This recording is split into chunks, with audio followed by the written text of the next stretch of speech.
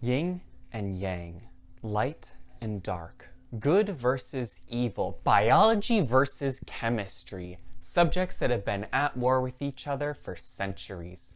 Just kidding. Honestly, at the graduate level, you have chemists that prepare their own cell cultures and biologists that prepare their own chemicals, so the lines kind of get blurred. However, at the undergraduate level, there are some pretty stark differences between the two majors. Here are a few things to consider when trying to decide which major is easier. I'm using my own experience to compare these two majors. The first thing to consider is that there is a lot more math involved in chemistry. Not only are the majority of chemistry courses calculation heavy, but there are also more courses required as part of the chemistry degree. At my university, students are required to take Calculus 1 and 2, and then choose between Calculus 3 or differential equations, whereas biology majors are only required to take methods of calculus and then biological statistics. Where there's more math in chemistry, there's way more memorization in biology.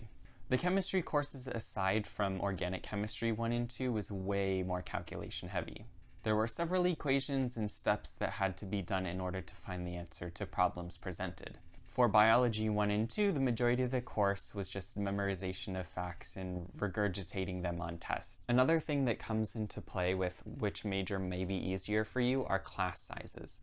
Biology overall is a much popular major, and these class sizes can be pretty big, whereas chemistry is not as nearly as popular in biology, and the upper division courses can get pretty small. I've heard that the senior level courses at my university have less than 10 people for chemistry. I must admit, biology 1 and 2 as well as general chemistry 1 and 2 had hundreds of students in each course. No matter what, they're both popular at the lower division level. For chemistry, it's not because there's so many chemistry majors, it's because most bio majors and I know engineering students also take general chemistry. Critical thinking really came into play though for anatomy because it was a medical-based course.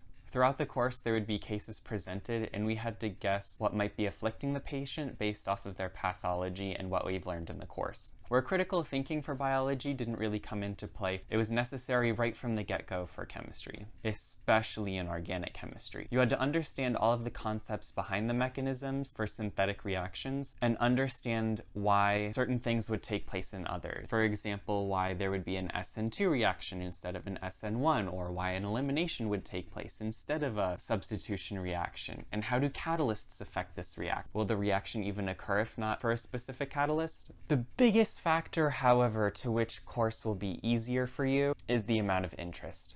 I've found that even though chemistry can be a lot harder than my biology courses at times, because I was so much more interested about learning these different molecular interactions, I had a much easier time studying and preparing for my chemistry tests than I did for my biology tests at times. These majors are not always going to be easy because you have to learn so many different things about these specialties, but whatever you find most interesting, you're going to have an easier time with. So let me know in the comments if I missed any point. Thanks for watching. I post videos every Tuesday at 1 p.m. Have a good one. Bye!